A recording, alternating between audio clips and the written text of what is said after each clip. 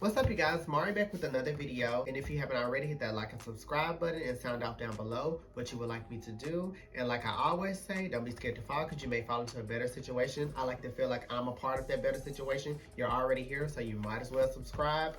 Without further ado, let's jump on into this video.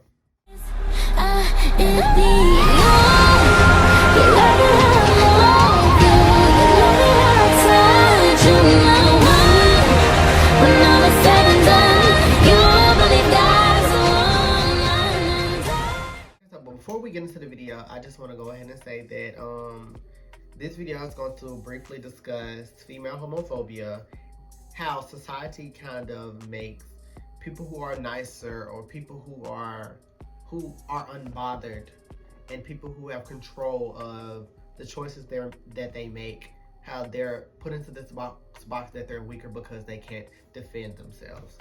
And that's kind of a box that I've been put into. I do tend to sometimes wear my heart on my sleeve. It doesn't make me weaker mentally, it just makes me more aware and stronger mentally, that I can control what I react to and I can control what hurts me.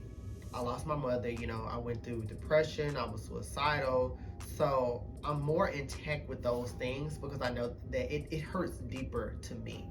And it's harder for me to be bothered by things because I've been at my lowest. I feel like nothing's worth taking me back there. I hope you guys like the video, and I don't really go over just how I do my makeup or whatever because it's just basically focused on the conversation. And let's get into it. Okay, so today is just gonna be a very simple chit chat. I have my iPad right here because I kind of noted down some stuff that I want to talk about. I already have my face primed, I got the brows on. We're just going in with foundation, concealer, contour, and stuff like that. I do have a video on my channel if you would like to see how I do my makeup in more detail. This video is just going to be get ready with me, more so focused on the things that are going to be coming out of my mouth. Okay, so I feel like since I experienced like losing my mother at a young age, it makes me kind of not really much can bother me. I'm not a very emotional person. So like when I say that not many things can bother me, it's just like not really many things can upset me. I'm well aware of my surroundings and the decisions that I make. Just having this unbothered attitude all the time, it's not even just an attitude, it's just kind of a way of life. The perception that people have about me online and the perception that people have about me in person are totally different. I'm not in this world to like kind of put who I am on the forefront. I only want people close to me to know like who I really am. Situations that are thrown at me, I take it in, and before I react, my first reaction to any type of uncomfortable situation or any type of situation that I don't want to be in is to gather my thoughts and think about what I need to do next. Most of the time, if not all of the time, I don't react. And a lot of people take that in as I'm weak, because when you have control of what you react to, you have control of your mind, you have control of what bothers you, and everybody has control, but not everybody has control. Although society looks at me as weak because I don't react to everything that comes my way, I'm weak because I didn't defend myself. I'm not gonna put that much on. It's right there, right there. Currently, right now, I'm on the social media haters, and from all social medias, I deleted Twitter. I deactivated Twitter. I deactivated Instagram. I deactivated Facebook, and I also deleted the apps off my phone because I have multiple Instagram accounts, so that I won't be tempted to, still be on Instagram. And I was talking to one of my best friends the other day about, how we grew up and I told him that I was so proud that we got to actually experience what life was like before our phones were just on top of the world.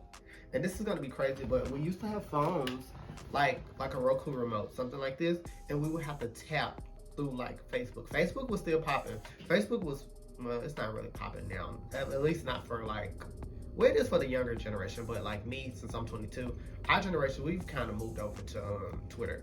But we used to literally have to tap tap, tap, tap, tap, tap, tap, like tapping so much to get down to the bottom of the screen.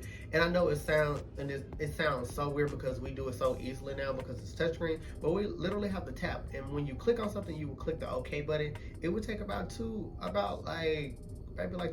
like 5 or 6 seconds to load the next page. Whenever we would get a message, we would literally it wouldn't notify us, and you wouldn't know that you had a message on the on Facebook until you refresh the page. It was horrible. When I'm at work, I always joke around about being a lady because it's funny, and I work with all females, and I work with some men. I work with some men too. I joke around with them all the time that I want to be a female. But what I have realized is female homophobia is a thing. And it's not always presented on the forefront or whatever, because girls don't even realize, not girls, but some women don't even realize that they're homophobic or they have homophobic behaviors. And I feel like some women, they have this perception in their head that all gay men wants to be women and that we want to take on the role and kind of just copy them. You have some people that have this kind of animosity or just he'll never be a girl.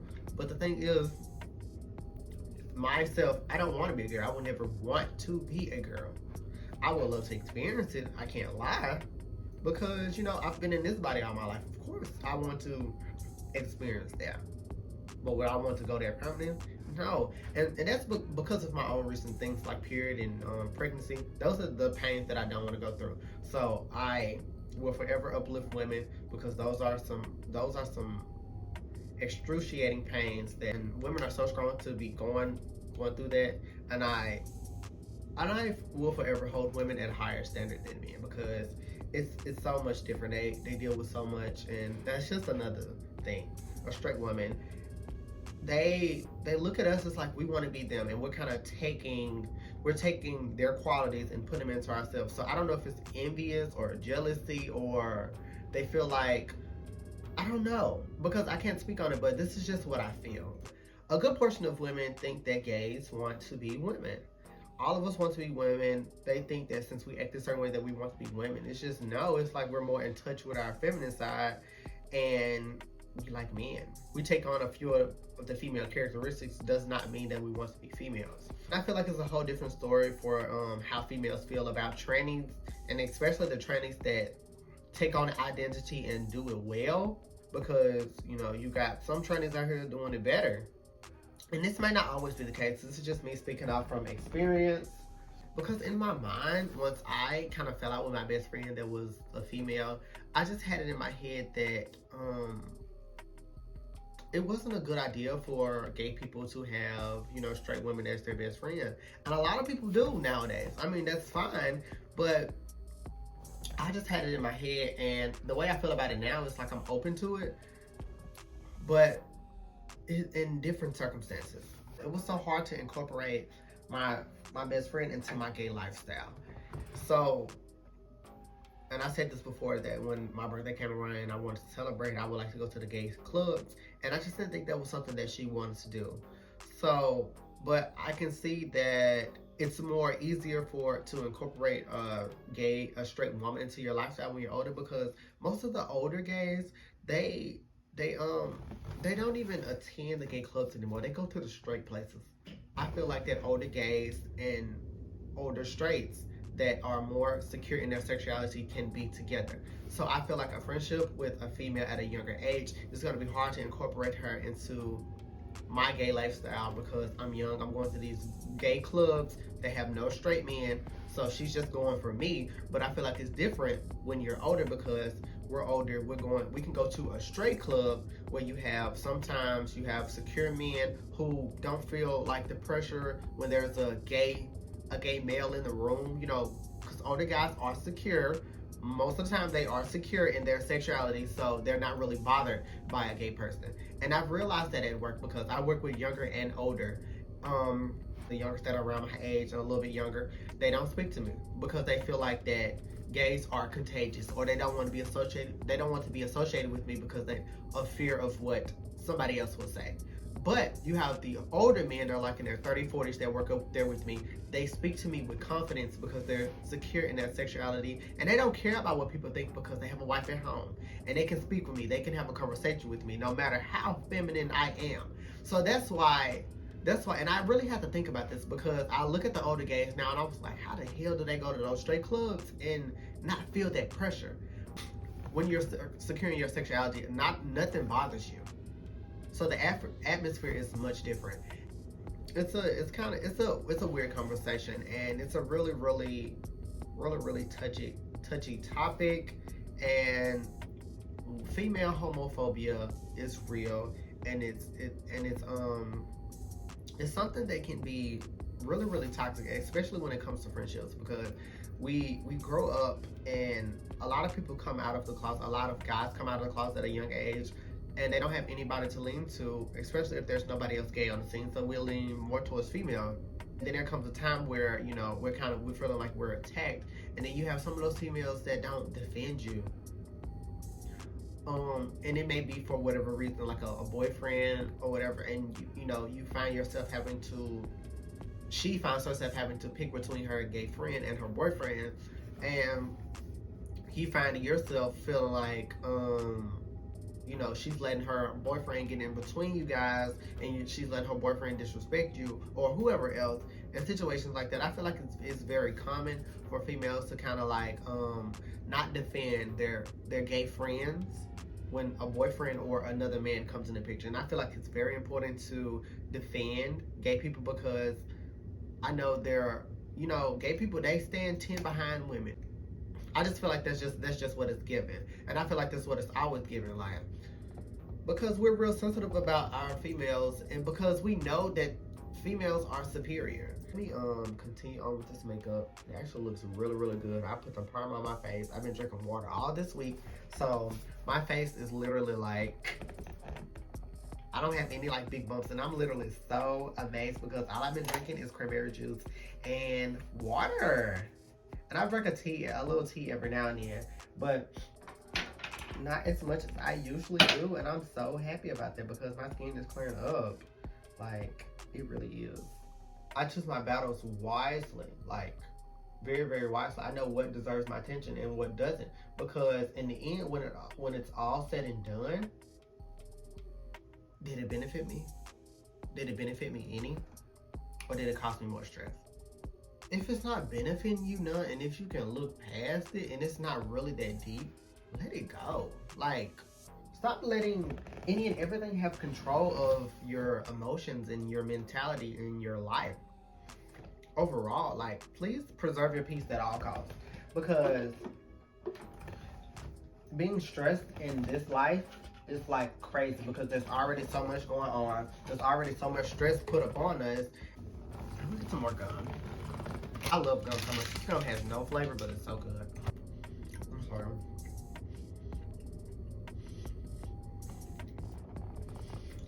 I gotta get this gum chewable.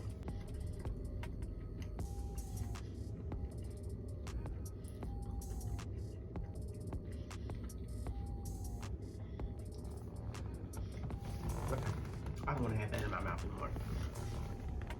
The benefits of being smarter in life and taking control of your actions and the things you react to is you make better decisions in life, and it puts you ahead. It puts you in a better space mentally, emotionally, physically, financially. It has a benefit on everything because there's so much stress in this world, and we definitely don't want to add to it. So you need to be very fluent and connected with yourself mentally and the things that you react to, because it's a good way to be.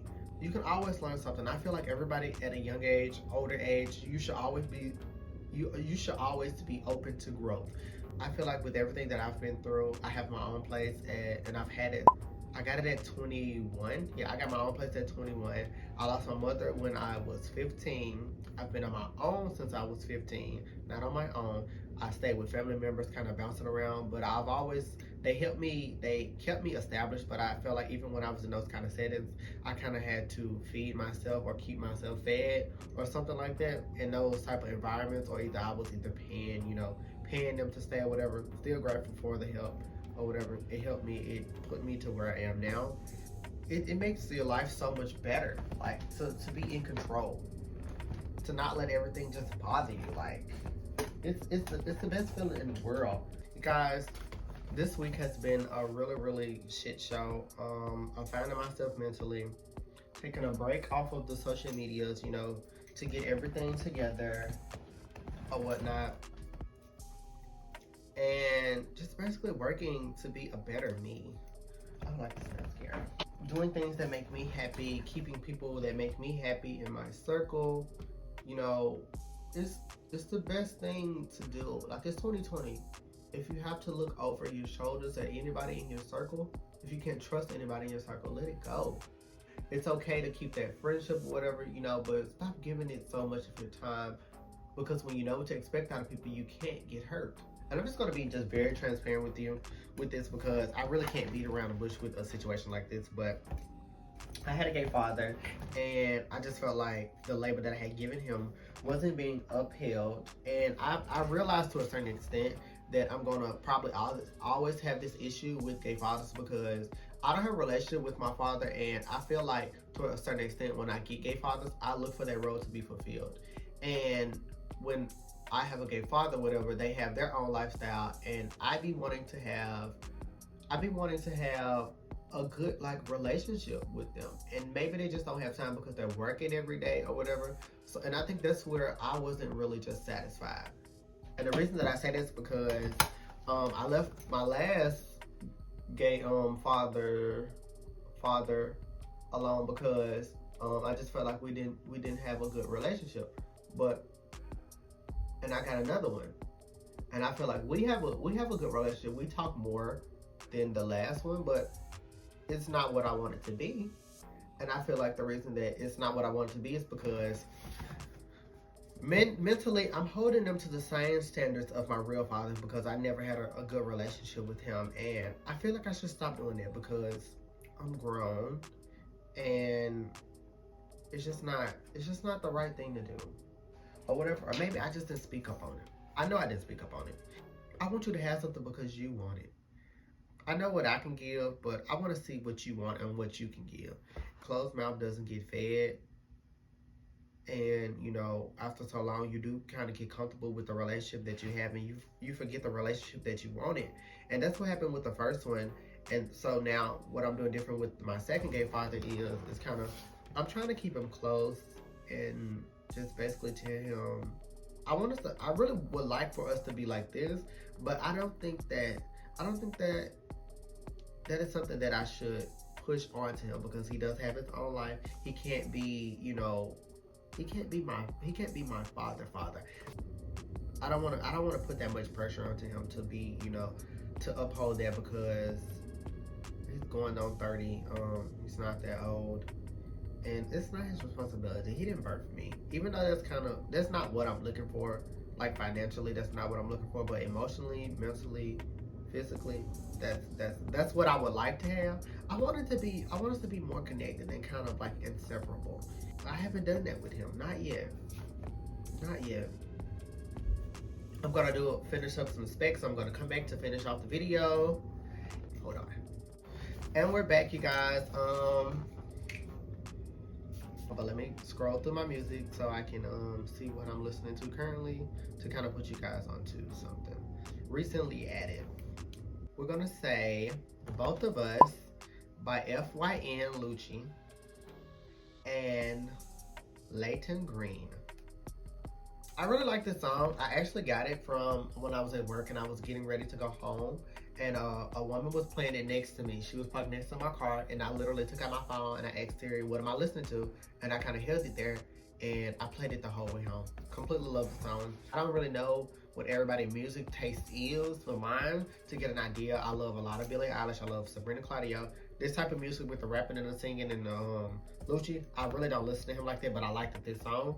If I do listen to rappers, usually Moneybagg, Yo Gotti, older Lil Wayne, Drake, Rod Wave. I like his new album. It's cute or whatever. I listen to City Girls, but more than likely I'm gonna listen to R&B, because I don't listen to trap music like every day. I listen to trap music when I'm going out or when I'm driving. I hope you guys enjoyed this little kind of get ready with me, this kind of rant. I was just kind of all over the place. I actually changed the concept. I want to stick strictly on to female homophobia, but I drifted into some other topic. If you haven't already, hit that like and subscribe button, and shout out down below, comment what you would like to see from me. I don't have a recent photo. Go shoot over to my Instagram and, you know, like all my other photos, or, you know, whatever. Keep it going. Everybody stay blessed and highly favored, and enjoy the rest of April. Preserve your peace at all costs, because this last year was something, and I know some of you may be feeling like you just can't catch a break, and just not even just dealing with the pandemic, just life in general. You know, keep yourself afloat. There's so much going on. Please preserve your peace at all costs. And I'm tearing up while I'm saying it because I'm thinking of something, but whatever. Preserve your peace, guys. And without further ado, I'll see you guys in the next video. I love you guys. Please like and subscribe. I'm going to try to keep these videos coming. Until next time.